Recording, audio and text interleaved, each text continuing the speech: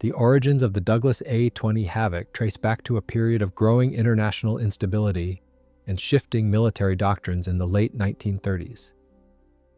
As tensions escalated across Europe and Asia, air power emerged as a critical factor in future warfare, particularly in the role of fast tactical bombers capable of striking enemy positions with precision and speed. The United States Army Air Corps, USAAC, while still in the process of modernization, recognized the need to develop versatile twin-engine attack aircraft that could fulfill multiple roles, from low-level ground attack to high-speed bombing, while maintaining durability and simplicity of operation. Douglas Aircraft Company, under the leadership of Donald Wills Douglas and key designer Jack Northrop before his departure, had already achieved success with earlier models such as the B-18 Bolo. However, these platforms quickly became obsolete in the face of rapid advancements in European and Japanese aviation. In response to a 1937 requirement from the USAAC for a new high-speed attack aircraft, the Douglas team began developing an entirely new airframe, one that would become the DB-7, the foundational prototype of what would later be known as the A-20 Havoc. The design brief emphasized speed, maneuverability, and adaptability. The twin-engine configuration promised not only power redundancy, but also room for a significant bomb load and forward-firing armament. The initial layout featured a sleek fuselage, narrow cross-section, shoulder-mounted wings, and a tricycle landing gear, then a relatively novel concept that promised better visibility and safer landings. Early engine configurations focused on the Pratt & Whitney R1830 twin Wasp radial engines, known for their reliability and ease of maintenance. However, the DB-7 project encountered immediate challenges. The USAAC initially showed little interest in the aircraft, judging its performance as insufficient in early evaluations. Ironically, it was the French Air Force that saw promise in the design. With Europe bracing for war, the French placed a large order for DB-7s in early 1939, initiating the first significant production run. This foreign investment provided Douglas with the resources and incentive to refine the design rapidly, making improvements in engine power, armament, and crew ergonomics. Key figures at Douglas, including engineer Ed Heinemann, who would later become known for the A-4 Skyhawk, contributed to the project's success by ensuring that the aircraft could be adapted for different combat roles. Heinemann's approach emphasized incremental improvements rather than radical redesigns, allowing for rapid iteration and evolution of the platform. Each version of the DB-7 built for France or Britain brought new performance insights that were folded back into the production process. After France's fall in 1940, many of the aircraft originally destined for French squadrons were redirected to Britain. The Royal Air Force, RAF, designated the aircraft as the Boston, and soon began fielding it in night bombing operations and low-level strikes, especially in the North African and European theaters. British assessments confirmed the ruggedness and surprising agility of the aircraft, particularly its ability to absorb significant battle damage and still return home. This export-driven development cycle marked a rare instance in which an American aircraft was proven in foreign service before receiving broad adoption by its own military.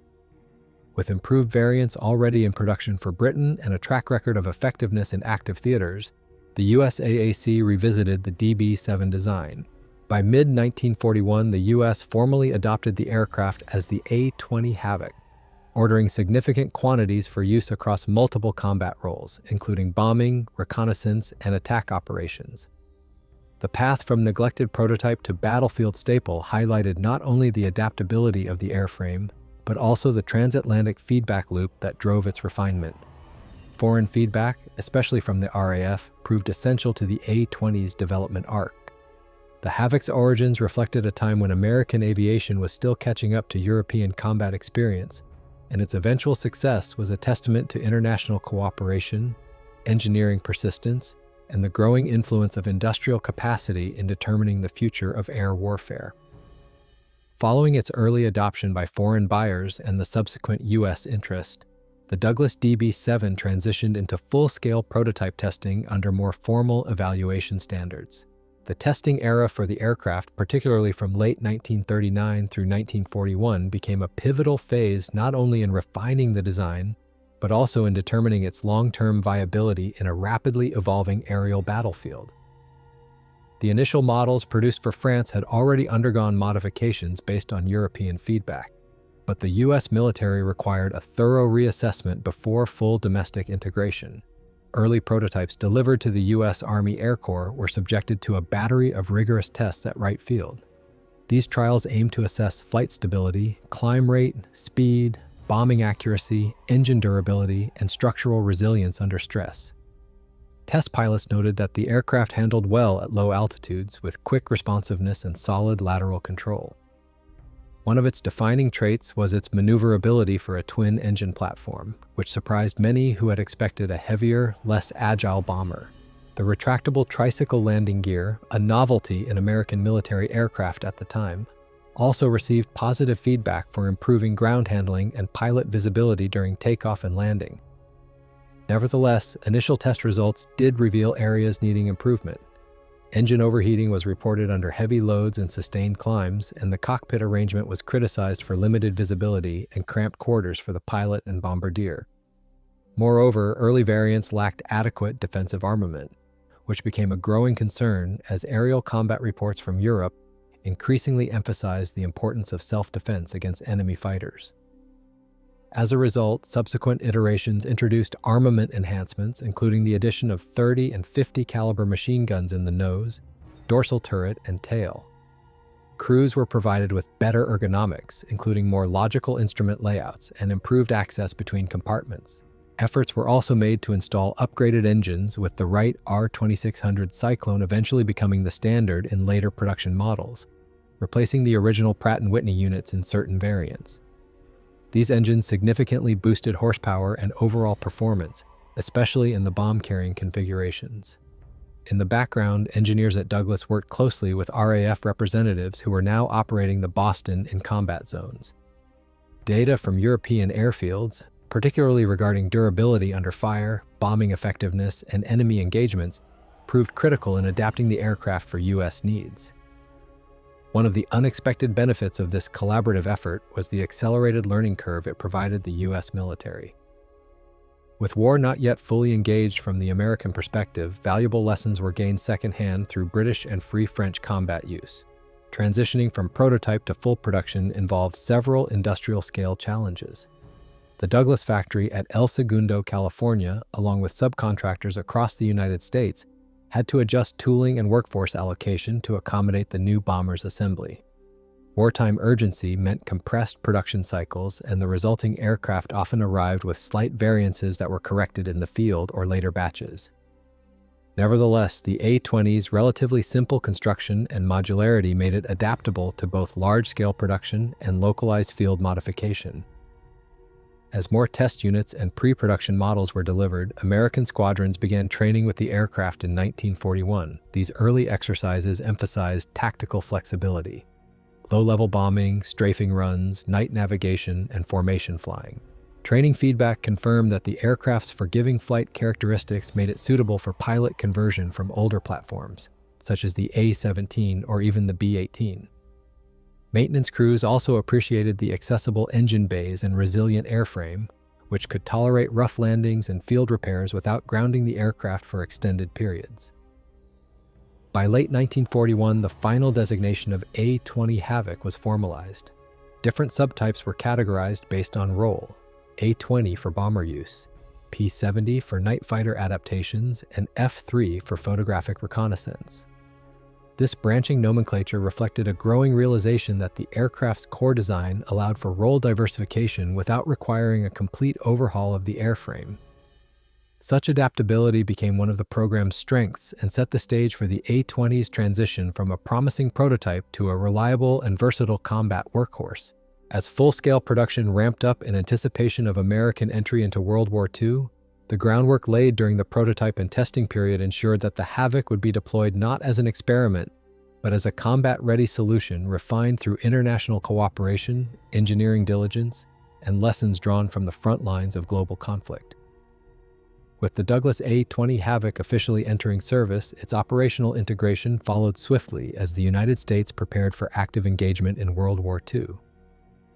Although the aircraft had already gained combat credibility with foreign users, particularly the Royal Air Force, The U.S. Army Air Forces began to adapt the platform to its own tactical doctrines. The A-20's entry into service was not merely a handover to frontline squadrons. It involved a comprehensive reevaluation of bomber tactics, deployment logistics, and crew training within a rapidly expanding military framework. Initial units equipped with the A-20 included the 3rd Bomb Group, which was stationed in the Pacific, and the 47th Bomb Group, operating out of North Africa and later Italy. These formations were tasked with developing low and medium altitude attack profiles that would capitalize on the A-20's speed and maneuverability. Unlike heavier bombers such as the B-17 or B-24, the A-20 was designed for precision strikes against tactical targets, supply convoys, enemy airfields, troop concentrations, and coastal defenses. Its agility allowed it to hug terrain features during attack runs, making it harder for anti-aircraft batteries to engage effectively. In the Pacific theater, the aircraft found its niche in the treacherous jungles and island chains where traditional strategic bombing had limited utility. The 3rd Bomb Group began pioneering low-level attack tactics, including skip bombing, where bombs were released at low altitude to bounce into ship hulls before detonation. The A-20's twin-engine layout provided enough thrust to carry heavy bomb loads while maintaining evasive capabilities, ideal for such daring operations against Japanese shipping and installations. Moreover, its relatively short takeoff distance allowed it to operate from hastily constructed forward airstrips in New Guinea and the Solomons. Meanwhile, in North Africa and the Mediterranean, the A-20 demonstrated its versatility in desert warfare. Operating alongside British and Free French forces, American squadrons employed the Havoc in both daytime and nighttime operations. In coordinated missions, formations of A-20s would suppress enemy flak positions ahead of infantry advances or soften up Axis logistics networks before a major offensive. The aircraft's speed and smaller profile compared to medium bombers made it less vulnerable to German fighters, and its ability to fly multiple sorties per day added to its battlefield impact. One of the most significant operational shifts came with the introduction of the A-20G variant, which replaced the glazed bombardier nose with a solid one housing multiple .50 caliber machine guns. This adaptation reflected a broader doctrinal move toward ground attack and close air support, especially in environments where enemy air superiority was contested or minimal. The gun nose configuration allowed the A-20 to strafe enemy positions with devastating firepower, turning it into a formidable ground assault platform. Pilots flying this variant often developed new tactics to suppress enemy columns, destroy rail traffic, and eliminate fortified positions. Reactions from crews were generally positive. Pilots praised the aircraft's responsiveness and acceleration, especially in comparison to earlier light bombers. Its cockpit layout, though still compact, had improved significantly from earlier models, and many appreciated the rugged construction that allowed the A-20 to absorb damage and remain airborne. Maintenance teams echoed this sentiment, noting that the Havoc could be serviced quickly in the field, a critical factor in sustained operations. However, concerns remained about limited defensive armament, particularly in the earlier models with vulnerable tail sections, and some squadrons improvised additional gun mounts or adopted formation flying tactics for mutual protection. The aircraft's deployment across multiple theaters also required logistical adaptation. Supply chains had to account for spare parts, engine replacements, and specialized ordnance suited to the Havoc's capabilities. Bomb loading teams were trained to configure payloads for specific missions, ranging from anti-personnel fragmentation bombs to armor-piercing munitions for attacking bunkers and vehicles. This degree of tactical flexibility contributed to the A-20's expanding role in offensive planning, as commanders grew more confident in its performance and reliability. The Havoc's operational tempo increased significantly after the United States entered the war following the attack on Pearl Harbor. Throughout 1942 and 1943, it saw extensive use in support of Allied offensives across Africa, the Pacific Islands, and later into the European continent. Its ability to adapt to varied mission profiles, bombing, strafing, night interdiction, ensured that it remained relevant even as more advanced aircraft began entering service. The A-20 was not a strategic game-changer on its own, but it played a crucial role in shaping tactical air power doctrine during the mid-war period. As the Allies moved toward larger offensives in Europe and the Pacific, the A-20 Havoc would be called upon again and again to fill critical gaps, especially at night, when its profile allowed it to strike where larger aircraft could not.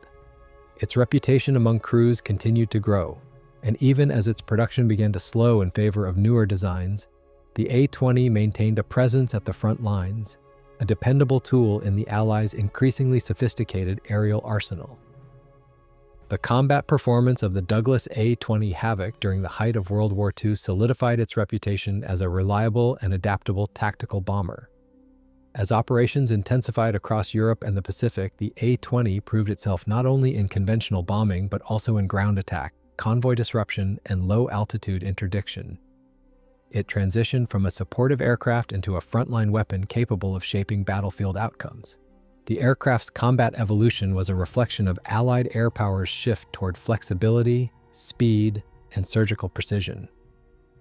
In the European theater, the A-20 played a vital role in tactical support for advancing ground troops. American units flying the Havoc became specialists in close air support, disrupting German reinforcements, destroying communication lines, and eliminating enemy armor before it could reach the front. In France and the Low Countries, A-20 squadrons launched coordinated sorties against bridges, railway yards, and convoys. The aircraft's speed allowed it to operate deep into occupied territory and return swiftly, often before Luftwaffe interceptors could react. Its relatively low radar profile also made it a favorite for pre-dawn and dusk operations, where it could evade detection and deliver surprise strikes. One of the most effective applications of the A-20 was in night raids. While heavier bombers like the B-17s and Lancasters dominated nighttime strategic bombing, the A-20 carved out a niche for itself in tactical interdiction under the cover of darkness. British units, particularly RAF squadrons using the Boston variant, had already begun experimenting with low-level night bombing as early as 1941. These missions required precision navigation and daring flying, and the A-20's handling characteristics made it one of the few bombers that could effectively perform such tasks without relying heavily on long-range radar. In the Pacific, the aircraft's contributions were no less significant. The jungle terrain and dispersed enemy targets demanded constant adaptation. The A-20's resilience and maneuverability were vital in skip-bombing Japanese ships in confined bays, and it was often tasked with neutralizing entrenched positions in areas like New Guinea, the Philippines, and later Okinawa. The aircraft's ability to deliver quick, punishing strikes without the long preparation required for larger raids made it invaluable in the fast-moving Pacific battles. Perhaps one of the most dramatic moments in the A-20's combat history came during the Allied push into Italy. As part of the Mediterranean Allied Tactical Air Force, A-20s were deployed in operations like the assault on the Gustav Line and the breakout at Anzio. Operating from forward airfields with limited facilities, the aircraft flew relentless missions under constant threat from flak and enemy fighters. Yet their high sortie rate and mission success earned praise from Allied commanders. The A-20 was not glamorous, but it was dependable, and that dependability became a strategic asset in campaigns where momentum and attrition decided outcomes. While the A-20 lacked the bomb load and range of strategic platforms, its strengths lay in tactical agility. Crews routinely flew missions at altitudes below 1,000 feet, threading through mountain valleys and industrial zones to hit specific targets. The solid-nose A-20G and later variants with 6 or more forward-firing 50-caliber machine guns allowed them to suppress ground fire and engage soft-skinned vehicles with devastating results. These gunships became synonymous with low-level battlefield dominance. In response to evolving threats and opportunities, new tactics emerged. Some squadrons adopted wolf-pack-style operations, groups of A-20s attacking in rapid succession to overwhelm enemy defenses. Others developed coordinated raids with P-47 Thunderbolts or P-51 Mustangs, where fighters would provide top cover while the Havoc struck from below. Communication between bomber and fighter elements improved dramatically, and the A-20 crews became adept at responding to real-time changes in battlefield conditions. Losses were inevitable. A-20 crews faced heavy anti-aircraft fire, especially over hardened targets in France and Germany.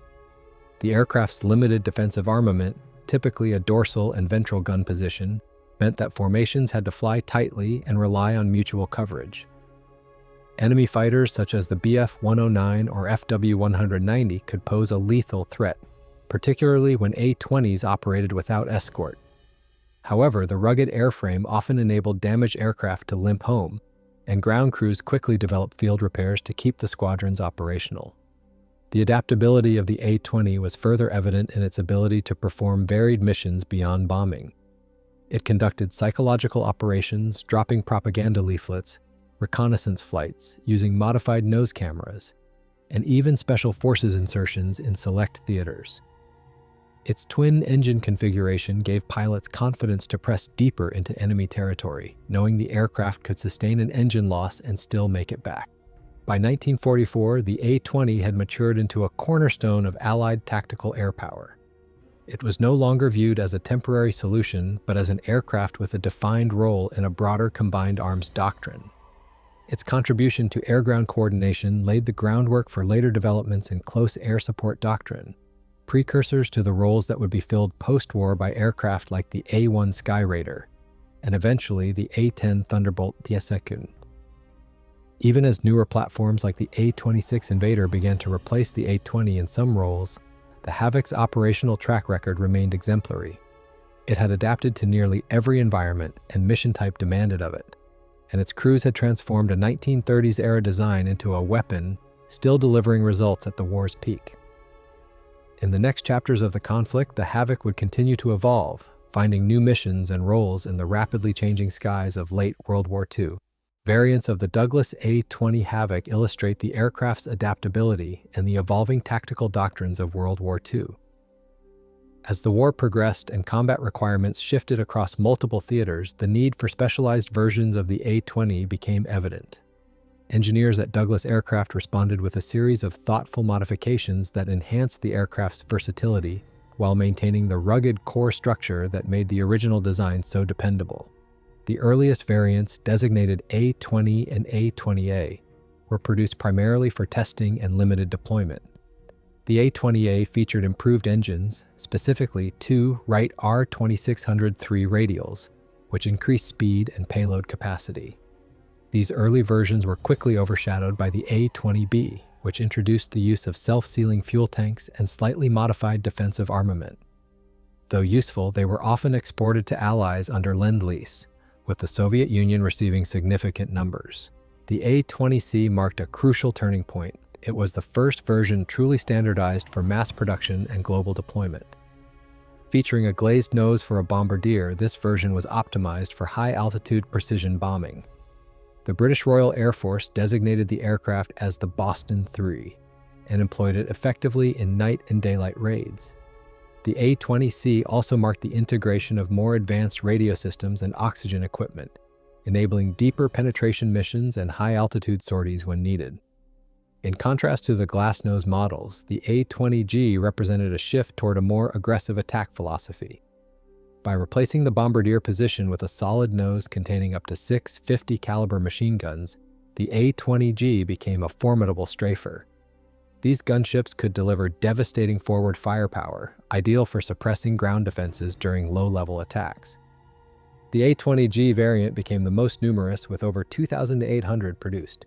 The U.S. 5th Air Force, operating in the Pacific, favored the G model for jungle clearing, shipping interdiction, and destruction of enemy supply columns. Sub-variants within the A-20G line included changes to gun placements, engine cooling systems, and armor configurations based on theater feedback. Crews in New Guinea, for example, requested additional armor beneath the cockpit to withstand small arms fire during treetop-level operations. The modularity of the airframe allowed such field adjustments without requiring new production lines. The A-20H introduced more powerful R2629 engines, pushing performance even further. With 1,700 horsepower per engine, the A-20H had superior climb rates and speed, making it more survivable during high-threat missions. This version also featured subtle aerodynamic refinements, including altered cowling shapes and control surface tweaks to reduce drag and improve handling. Another notable variant was the A-20J, which reintroduced the glazed nose, often with an advanced bomb sight and dual pilot capability. These were used primarily as lead aircraft in formations, directing less sophisticated gunship models during coordinated strikes. The presence of a bombardier with targeting equipment ensured improved accuracy for the entire group, especially during night raids or poor visibility conditions. The British and Commonwealth forces, operating under the Boston name, developed their own adaptations. These included the turbine light variant, an experimental concept wherein a Boston was equipped with a massive searchlight in the nose to illuminate enemy bombers at night for accompanying fighters. Though the concept was eventually abandoned, it underscores the exploratory mindset of wartime aviation development. In the Soviet Union, A-20s were modified even further. Soviet engineers adapted the aircraft for local climates, added their own instrumentation, and repurposed many models for maritime patrol and anti-submarine roles.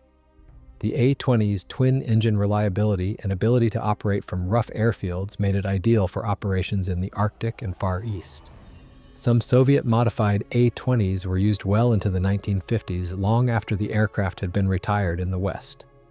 Douglas engineers also experimented with non-combat adaptations. Several A-20s were modified into fast mail and courier planes, while others were converted into testbeds for radar and navigation systems. One particularly ambitious variant, the F-3, was equipped for photo reconnaissance, replacing nose armament with camera equipment. Though not widely produced, these specialized models contributed to a broader shift toward integrating battlefield intelligence with tactical bombing. Training variants were also produced, often by retrofitting early production aircraft. Dual control conversions allowed for pilot instruction, while others retained full armament for gunnery practice. These training models extended the A-20's service life and ensured a steady supply of experienced crewmen for frontline units. As late as 1945, experimental conversions continued. Some A-20s were modified with jet-assisted takeoff, JTOW bottles for short runway operations or heavy load lifting. Others were used to test radio-guided bombs and air-to-ground missile concepts, laying the groundwork for post-war weapon systems. What unified these many versions was the aircraft's intrinsic adaptability. The A-20's robust design made it a blank canvas for evolving mission profiles, and its high production numbers ensured a steady supply of airframes for experimentation. While some variants saw limited action or were abandoned altogether, the collective innovation they represented was crucial in understanding how mid-war aircraft platforms could be dynamically modified rather than replaced outright. In total, more than 7,400 A-20s were produced across all variants, serving in the air forces of the United States, United Kingdom, Soviet Union, Australia, South Africa, and several smaller allied nations. Their impact was not confined to a single front or strategy.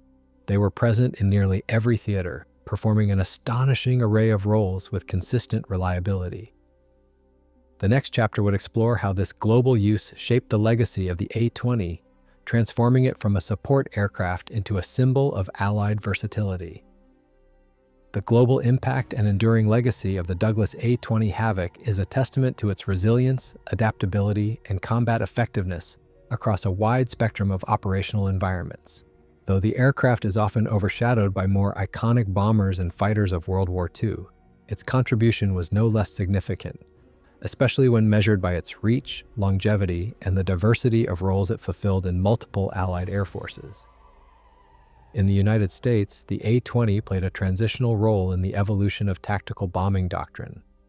Bridging the gap between the slow, lightly defended aircraft of the 1930s and the more specialized medium bombers of the late war, it demonstrated the viability of fast, low-level attack aircraft in disrupting enemy supply lines, striking key infrastructure, and supporting frontline troops. The aircraft's successes in North Africa and the Pacific helped shape U.S. thinking on close air support and interdiction tactics, particularly in challenging terrains such as jungles, deserts, and island chains. In the Soviet Union, the A-20, delivered through the Lend-Lease program, proved to be one of the most appreciated Western aircraft. The Soviets received over 3,000 units, many of which were heavily modified for local conditions. Soviet ground crews respected its ruggedness, ease of maintenance, and ability to operate from primitive airstrips. The A-20's role in the Eastern Front extended from precision strikes against German armor and rail targets to nighttime harassment raids. Crews flying in the harsh Russian winter found the aircraft reliable, and its speed gave it a fighting chance, even when intercepted by superior Luftwaffe fighters. In Soviet service, the A-20 outlasted the war, continuing in training and auxiliary roles well into the post-war period. The Royal Air Force, which initially received early versions under the name Boston, used the aircraft in North Africa, the Mediterranean, and over-occupied Europe. British doctrine evolved around using the Boston for both daylight precision bombing and nocturnal pathfinder duties. The RAF also tested the A-20 in unconventional roles, including radar jamming and anti-shipping strikes. Commonwealth countries such as Australia and South Africa integrated the aircraft into their squadrons, finding it particularly useful for maritime patrol and strikes against Japanese shipping in the Pacific and Indian Oceans. In France, Free French forces operating under Allied command used the A-20 in several Mediterranean operations. After the liberation of France, these aircraft participated in bombing raids into southern Germany and Austria. Brazilian and Dutch forces also employed the A-20 in combat missions, demonstrating its global proliferation among the Allied nations. The A-20's legacy extended beyond combat. Its effectiveness as a testbed and training platform contributed to post-war aviation advancements. Several units were converted for technological experimentation, including airborne radar, automatic landing systems, and guided munitions. This paved the way for more sophisticated systems in subsequent generations of tactical aircraft. After the war, as jet propulsion quickly rendered piston-engine bombers obsolete, the A-20 was phased out of frontline service. By the late 1940s, most surviving examples had been scrapped, sold, or relegated to training duties. However, some air forces retained the aircraft into the early 1950s, particularly in secondary roles such as target towing or coastal reconnaissance. The final operational A-20s in Soviet and South American inventories remained in use long enough to bridge the era between World War II and the Korean War. In terms of cultural memory, the A-20 has not enjoyed the same iconic status as the B-17 Flying Fortress or the P-51 Mustang, but its reputation among veterans and military historians remains strong. Museums in the United States, the United Kingdom, and Russia preserve a handful of restored examples. These aircraft serve as physical reminders of the workhorse bombers that operated far from the spotlight, yet made vital contributions to victory. Technically, the A-20's design influenced subsequent generations of light and medium bombers. Its forward-firing armament configurations and emphasis on low-altitude speed foreshadowed the philosophy behind aircraft like the Douglas A-26 Invader and later Cold War platforms. The adaptability displayed by the A-20 during wartime also validated the concept of multi-role aircraft, now a cornerstone of modern military aviation. The historical significance of the A-20 lies in its ability to quietly but effectively support a wide range of missions in a global conflict. It embodied the practicality and engineering resilience required to fight a fast-moving and geographically diverse war. While the Forgotten Hammer may not have shaped strategic doctrines in the way that four-engine bombers did, it forged an indelible mark in the operational realities of World War II, proving that victory often depends not on the most glamorous weapons but on those that simply get the job done, again and again, wherever they're needed.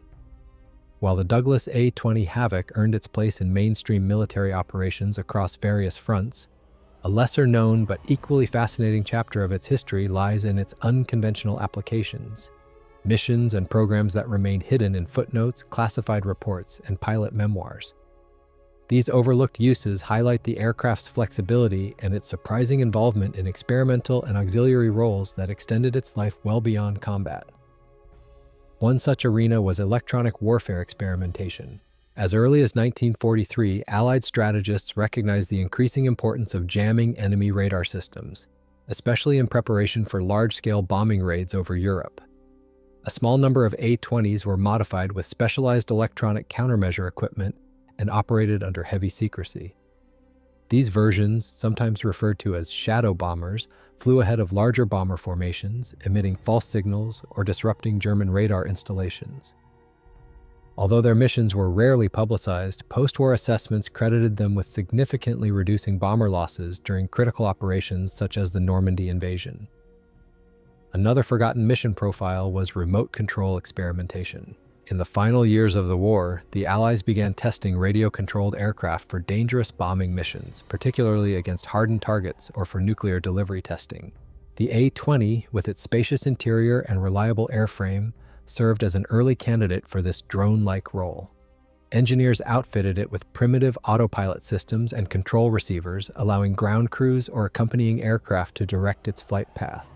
While these programs remained in their infancy during the war, they laid conceptual groundwork for the post-war development of pilotless strike aircraft. The A-20 also played a role in weather reconnaissance and storm tracking. Given the importance of meteorological data for planning bombing raids, amphibious landings, and convoy movements, several A-20s were retrofitted with sensors and barometric equipment. These aircraft flew into weather systems over the Atlantic and Pacific, gathering valuable climate data under hazardous conditions. Although not as well known as the hurricane hunters of later decades, these missions demonstrated the aircraft's versatility in non-combat roles. In Soviet service, some A-20s were used for mine laying and ice reconnaissance along the Arctic coast. Modified with photographic equipment and guided from rudimentary ground stations, these aircraft helped chart routes for supply convoys and monitored German naval activity in the Barents Sea. During periods when air superiority had been achieved, the Havoc's speed and range made it ideal for these long, isolated missions. Veteran accounts from multiple nations also mention unorthodox missions that defied typical classification. In the Pacific, A-20 crews sometimes flew psychological warfare sorties, dropping propaganda leaflets over Japanese-held islands or using loudspeakers for surrender appeals. In other instances, A-20s delivered supplies to isolated resistance groups, landing on makeshift airstrips or parachuting crates into remote jungle clearings. These missions, though outside the aircraft's original design parameters, underscored its reliability and the adaptability of its crews. There are even scattered reports, though not always well documented, of A-20s used in nuclear test preparation. In the immediate post-war years, as the U.S. military sought platforms to monitor atmospheric effects of atomic detonations, retired A-20s were occasionally flown through radiation clouds with sampling equipment. These aircraft, often stripped of armament and heavily modified, carried scientific payloads rather than bombs, becoming tools of research rather than war. Despite its utility, few of these experimental or auxiliary roles received official recognition or preservation. Many of the specialized aircraft were scrapped after testing concluded, and the programs themselves were often superseded by more modern platforms. Yet within the scattered logs and photographs remain hints of a broader legacy. One of a machine that, even after its frontline service ended, continued to serve the evolving needs of military aviation. Test pilots and engineers who worked with these A-20 variants often recalled the aircraft with admiration. Its predictable handling, sturdy construction, and roomy interior made it a favorite for risky test flights and technical modifications. Whether flying through uncharted weather systems, acting as a decoy in electronic warfare, or quietly collecting data during the dawn of the nuclear era, the A-20 proved that its service was far from limited to the conventional battlefield. Today, these lesser-known missions contribute to a fuller understanding of the Douglas A-20 Havoc, not just as a wartime bomber or ground attack aircraft, but as a versatile workhorse that helped usher in the age of modern multi-role aviation. Though overshadowed in the public eye, its legacy persists in the quiet ingenuity of the missions that history nearly forgot. As the Second World War drew to a close, the Douglas A-20 Havoc found itself gradually phased out of frontline combat operations, yet its broader legacy was only beginning to take shape. While faster, more advanced bombers such as the A-26 Invader and British Mosquito took over primary night raid and ground attack responsibilities, the A-20 left behind a footprint that echoed in both military doctrine and technological progression well into the Cold War era. Its enduring influence could be seen not only in aircraft design, but also in the tactical and operational approaches adopted by air forces around the world. The withdrawal of the A-20 from service began unevenly across theaters. In the United States Army Air Forces, it was incrementally replaced by newer aircraft between late 1944 and early 1945. Units that had flown night intruder missions in Europe were re-equipped with aircraft better suited to evolving mission requirements, particularly those involving extended range or greater bomb loads. Nonetheless, many of these squadrons retained a degree of operational flexibility that could be directly traced back to their formative experience with the A-20. In the Soviet Union, the Havoc's retirement followed a different trajectory. Having received over 3,000 units through the Lend-Lease program, the USSR integrated the A-20 into multiple air armies, using it extensively on the Eastern Front, until Germany's capitulation in May 1945. Even after the end of hostilities, some aircraft continued to serve in secondary capacities into the late 1940s, especially in peripheral regions like the Far East and Arctic. Soviet engineers and pilots, impressed by the aircraft's ruggedness and straightforward maintenance, often referred to it as one of the more successful Western contributions to their war effort. Soviet documentation even suggested that elements of the A-20's fuselage design were studied when conceptualizing future tactical bombers. France, having operated a small number of A-20s both before and after liberation, used the aircraft during its reconstitution of military aviation post-1944. Though quickly replaced by domestically produced or British aircraft, the A-20 offered a crucial transitional platform during a period of institutional rebuilding.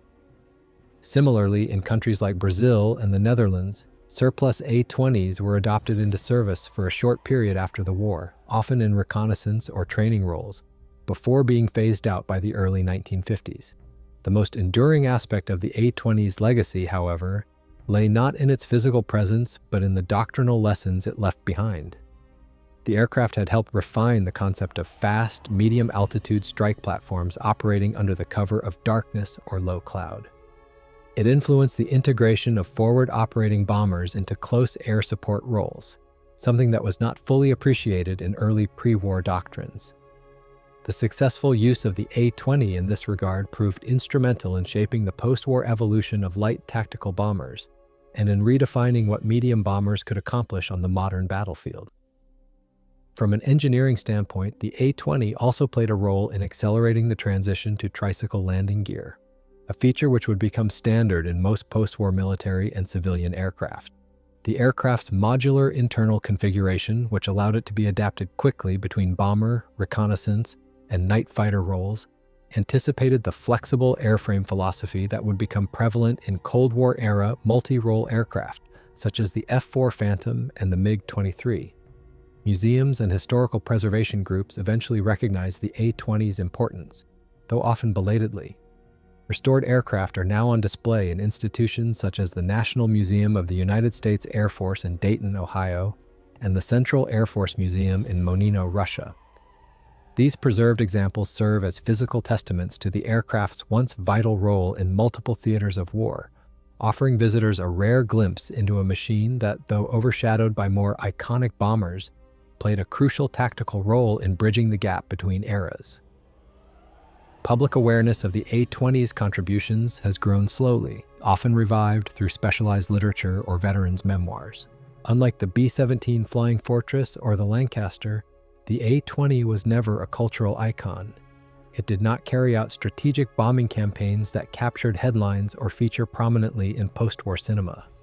Yet for ground troops under fire, or naval convoys needing protection, or air crews flying dangerous night raids at treetop level, the Havoc was indispensable. It earned respect not through spectacle, but through consistent, dependable performance in unforgiving conditions. In the broader narrative of aerial warfare, the Douglas A-20 Havoc represents a category of aircraft often overlooked, those that excelled not because of revolutionary innovation, but because of adaptability, balance, and timing. It entered service at a moment of uncertainty, answered the call in countless roles, and faded into history as a proven, if underappreciated, cornerstone of wartime aviation. Its legacy lives on not only in museums and archives, but also in the doctrines and aircraft that followed, each carrying forward a piece of the Havoc's quiet, relentless efficiency. The Douglas A-20 Havoc's legacy becomes even more compelling when viewed through the lens of innovation, improvisation, and the often overlooked tactical creativity that characterized many of its lesser-known missions. Beyond the high-profile operations in Europe and the Pacific, the A-20 was quietly involved in a series of experimental, secretive, and highly adaptive roles that stretched the definition of what a twin-engine light bomber could achieve. These missions, often undocumented or relegated to obscure after-action reports, reflect a level of ingenuity that elevated the aircraft from a utilitarian war tool to a flexible asset in unconventional theaters. One of the most fascinating adaptations of the A-20 platform occurred in the Pacific, where U.S. Navy and Marine Corps personnel repurposed it as a night intruder and pathfinder. While these roles were typically dominated by purpose-built aircraft, the Havoc's speed, Moderate range and payload made it an ideal stand-in when supply lines were stretched or when operational experimentation demanded quick results. Modified A-20s equipped with primitive radar or flare dispensers would lead formations of bombers over jungle terrain or coastal targets, marking enemy positions for follow-up strikes. In these missions, success hinged less on raw firepower and more on timing, navigational precision, and low-altitude flying in darkness, all domains where the A-20 performed admirably. Further afield, Allied air forces conducted trials with Havocs as drone controllers.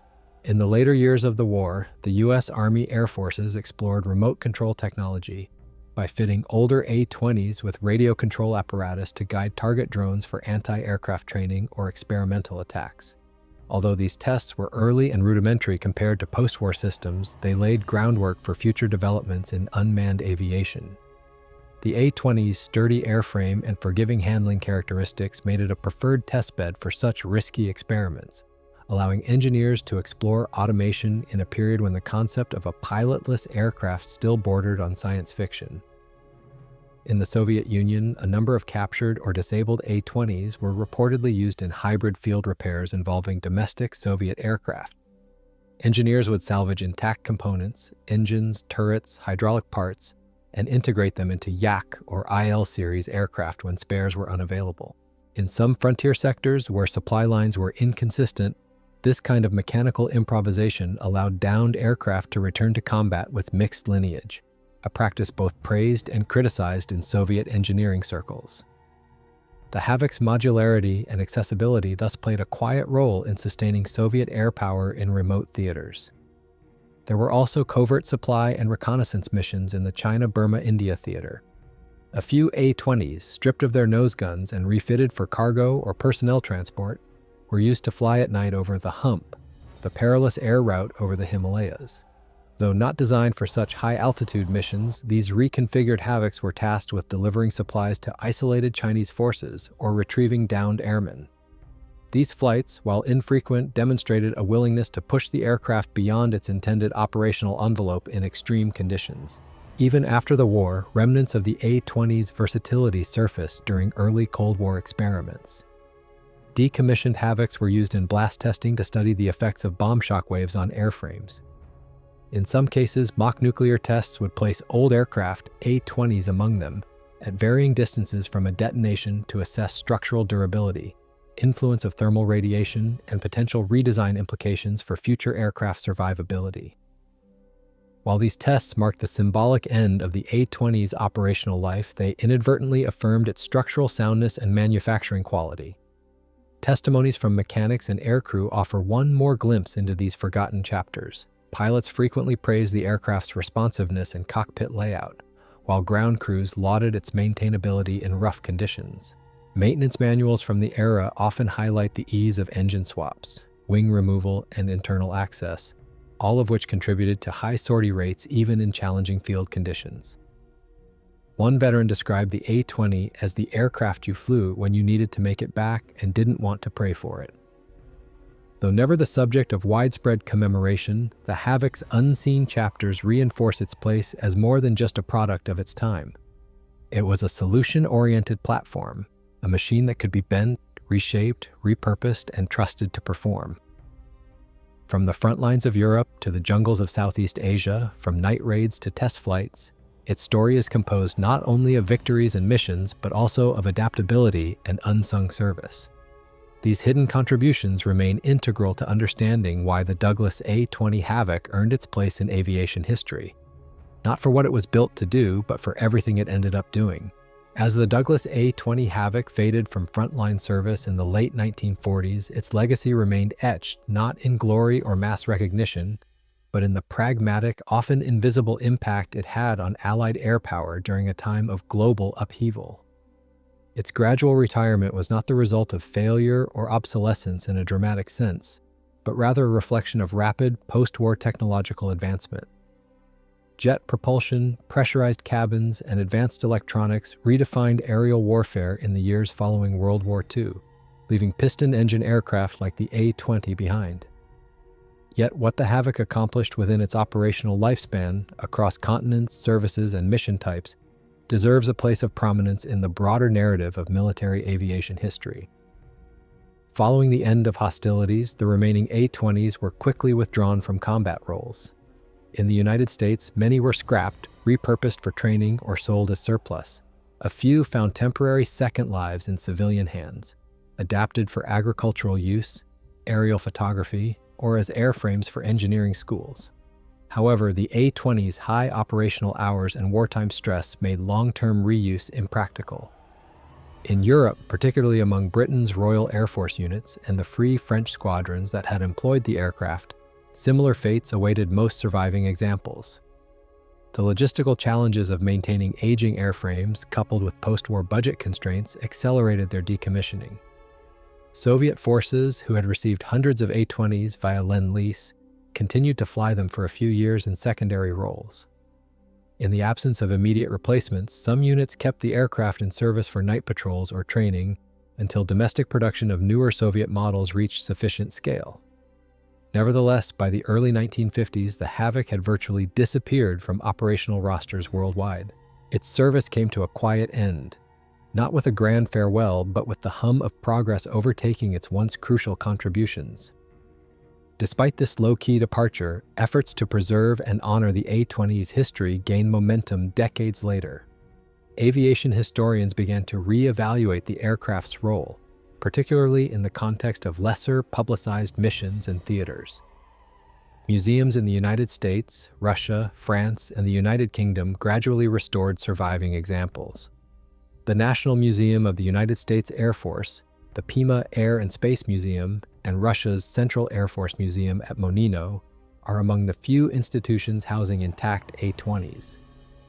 Restorers and curators often highlight the aircraft's durability and mission flexibility as reasons for its significance, noting that few other twin-engine aircraft of its time matched its versatility.